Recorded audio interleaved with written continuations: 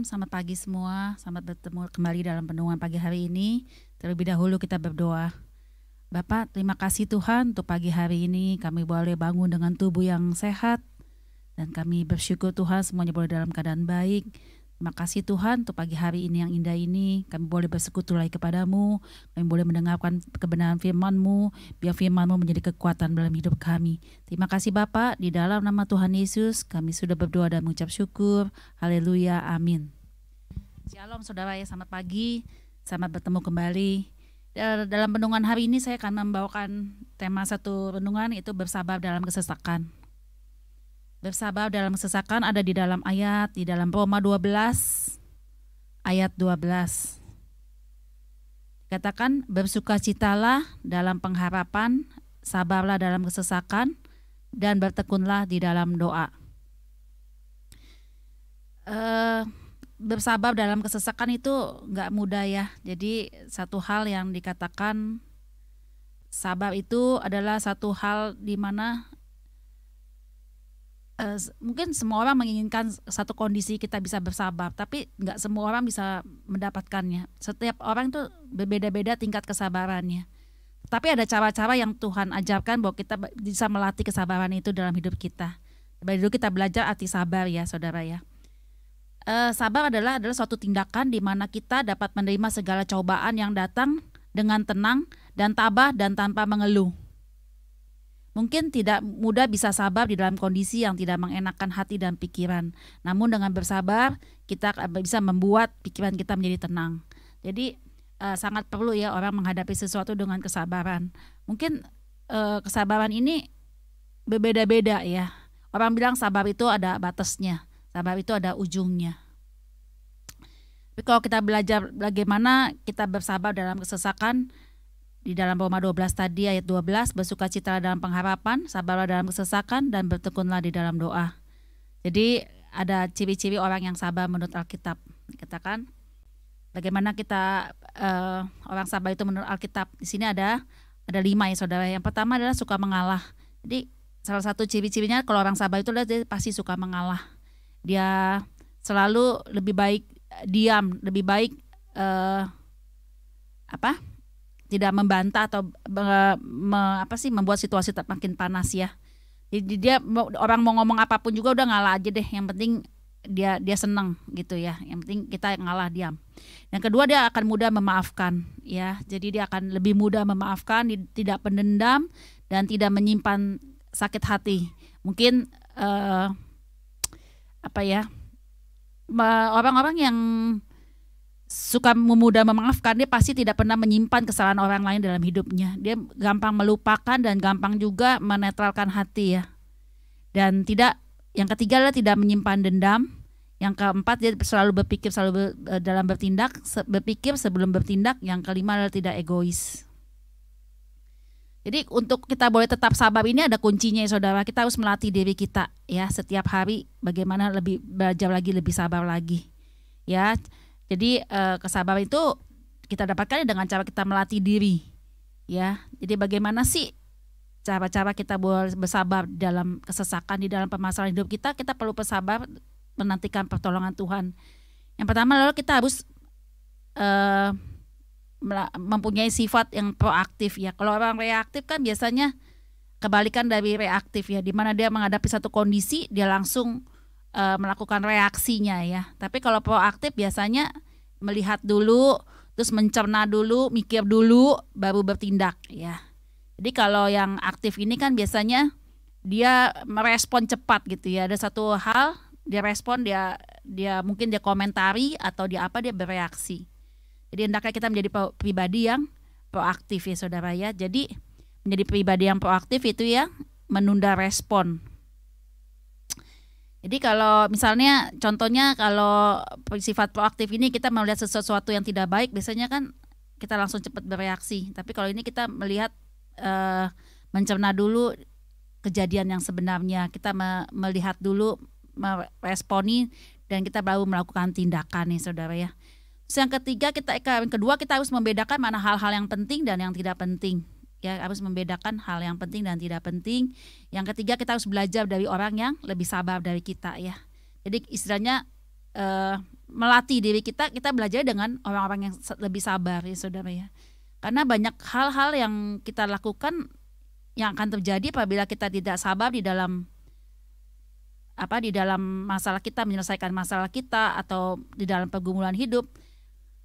Itu akan mempunyai akhir yang tidak baik kalau orang tidak sabar ya di dalam menantikan pertolongan Tuhan, atau kita mau mengikuti keinginan kita sendiri, atau kita maunya yang instan. Itu biasanya hasil berbeda dengan orang yang menanti pertolongan Tuhan sungguh-sungguh ya, karena sesuatu yang dimulai dengan tidak sabar pasti berhasil tidak baik ya. Sesuatu yang dimulai dengan kesabaran berakhir dengan kebaikan. Jadi kita harus lebih belajar kepada orang yang selalu sabar. Yang keempat adalah saat situasi emosi kita mulai naik, pada saat kita dipicu emosi kita untuk marah, pada saat kita dihadapkan pada satu kondisi di mana banyak pihak yang mungkin melecehkan kita, banyak pihak yang mungkin bertindak tidak baik pada kita, itu memancing emosi kita. Jadi yang harus kita lakukan adalah pada saat emosi mulai naik, kita harus tarik napas dalam-dalam dan berusaha menghembuskannya, terus langsung membuat seolah-olah kita harus membuat diri kita tenang dulu ya, tenang, tidak terpancing dengan emosi. Jadi pada saat emosi mulai naik, kita narik napas dalam-dalam dan kita hembuskan. Yang kelima, kita harus menjadi agama, kita harus menjalankan religius, jadi agama kita itu akan biasanya menenangkan. Jadi kemampuan kita mendekatkan diri kepada Tuhan itu diperlukan ya. Bagaimana sih kita mempercayai Tuhan bahwa Tuhan sanggup gitu ya memberikan kesabaran buat kita, itu kita lebih lagi kepada Tuhan, mendekat kepada Tuhan ya. Jadi meminta kesabaran itu daripada Tuhan, karena sabar itu adalah salah satu kunci buah-buah roh ya. Ya, jadi yang Tuhan berikan melalui Roh Kudus tuh kuncinya, salah satu kesabaran itu ada di dalam buah-buah roh. Ya, sabar itu ada batasnya, tetapi kita pasti bisa lebih bersabar lagi kalau kita mau belajar ya. Jadi kalau kita segala sesuatu, kalau kita manusia hidup kan segala sesuatu, kalau kita mau belajar pasti kita bisa ada peningkatan. Yang tidak bisa meningkat ya karena orang malas, tidak mau belajar dan tidak mau bertanya, tidak apa itu biasanya kita dapati orang-orang seperti itu ya. Tapi saya percaya kalau kita mau belajar, pasti Tuhan kasih kesabaran itu. Terutama minta kepada Roh Kudus yang selalu memberikan pertolongan kepada kita, yang senantiasa menguatkan kita, yang senantiasa menolong kita di dalam menghadapi pergumulan hidup. Kita membutuhkan kesabaran ya saudara ya. Jadi hikmah daripada kesabaran ini adalah kalau kita mau melihatkan hasil yang baik, jadi orang yang senantiasa sabar itu dia pasti akan mendapatkan hasil yang baik daripada Tuhan. Dan kebalikannya, kalau orang yang tidak sabar, ujungnya pasti membawakan hal yang tidak baik dalam hidupnya. Jadi mengapa kita harus sabar? Karena dengan bersabar itu kita melatih diri kita untuk senantiasa ikhlas. Senantiasa ikhlas, kuat, pemaaf dan tidak gampang mengeluh ya. Mungkin kita sering dikecewakan orang, mungkin kita sering disakiti orang, kita menabur benih yang baik kok hasil tidak baik. Kita menabur selalu kebaikan kok hasil tidak baik. Itu seringkali kita mendapatkan dari orang-orang di sekitar kita ya saudara ya. Tetapi kalau kita belajar sabar itu berarti melatih diri kita sendiri saudara, untuk bagaimana kita itu semakin ikhlas, jadi menolong orang tanpa pamrih, ikhlas, terus menjadi semakin kuat, menjadi seorang pemaaf dan tidak gampang mengeluh ya, selalu tidak banyak mengeluh. Jadi hal ini akan membuat kita lebih kebal lagi terhadap situasi kondisi apapun juga, itu akan membuat kita semakin kebal ya. Mau dihadapin pada kondisi kita disakitin orang kayak gimana pun, kalau kita sudah terlatih di dalam hal bersabar ini, kita anggap ya sudahlah gitu ya. Sikap mengalah itu pasti akan lebih baik saudara ya.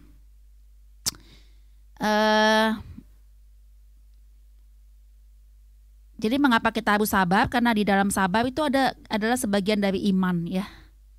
Ya akan terus kita akan, kalau kita belajar sabar ini, kita akan mendapatkan, itu merupakan sebagian dari iman, dan kita akan mempunyai damai dan tenang dalam diri kita ya. Itu kan satu keuntungan buat diri kita ya.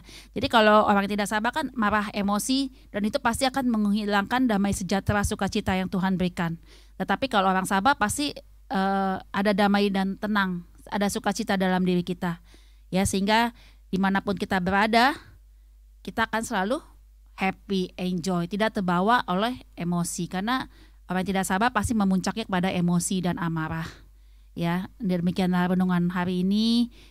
Boleh menguatkan kita semua untuk kita bersama-sama belajar untuk lebih sabar lagi di dalam menghadapi kesesakan hidup, di dalam menghadapi pergumulan, permasalahan. Karena hidup penuh dengan masalah, hidup dengan penuh pergumulan, di mana melalui Roh Kudus-Nya Tuhan pasti memberikan kelegaan kalau kita mau datang sama Tuhan lebih sungguh-sungguh, ya saudara. Di sini ada beberapa kata-kata rohani tentang kesabaran, ya. Saya akan tutup dengan beberapa hal yang membuatkan kesabaran, tetapi ada rintangan yang selalu menguji kesabaran kita. Mungkin kadang-kadang pada saat kita mau naik level, ya, diuji kesabaran kita, ada orang lain ngeselin lagi, yang lebih kesel lagi dari sebelumnya, itu akan sulit, ya. Tetapi entahkah kita move on itu dengan cara apa? Yang tadi katakan kita harus bisa memilah hal itu penting atau tidak. Kita harus mempunyai sifat jiwa yang proaktif dan belajar dari orang yang selalu sabar. Ketika ada orang yang ingin memancing kemarahan, yang membuat orang bijak adalah orang yang tetap diam tanpa balasan, ya. Jadi hendaklah jadi orang yang sabar. Itu jadi ketika ada orang yang ingin memancing kemarahan kita, hendaklah kalau orang yang sabar itu tetap diam tanpa balasan, ya. Demikian renungan pagi hari ini. Kita boleh menjalani hari-hari kita dengan penuh kesabaran, dan demikian renungan ini kita berdoa. Tuhan Yesus, terima kasih Tuhan untuk pagi hari ini. Kembali kami boleh merenungkan, boleh senantiasa Tuhan, boleh tetap semakin bersabar di dalam menjalani kehidupan kami Tuhan. Beri kami Roh Kudus berikan kami kekuatan dan kesabaran di dalam menghadapi setiap apapun, dalam kondisi apapun juga, ya Bapa. Terima kasih Tuhan. Berkati setiap jemaat-Mu Happy Source Family ini akan beraktivitas dari pagi hari ini hingga sore nanti. Mereka boleh menjalankan aktivitas dengan penyertaan-Mu, ya Bapa. Terima kasih Tuhan, di dalam nama Tuhan Yesus kami sudah berdoa dan mengucap syukur. Haleluya, amin. Shalom Tuhan.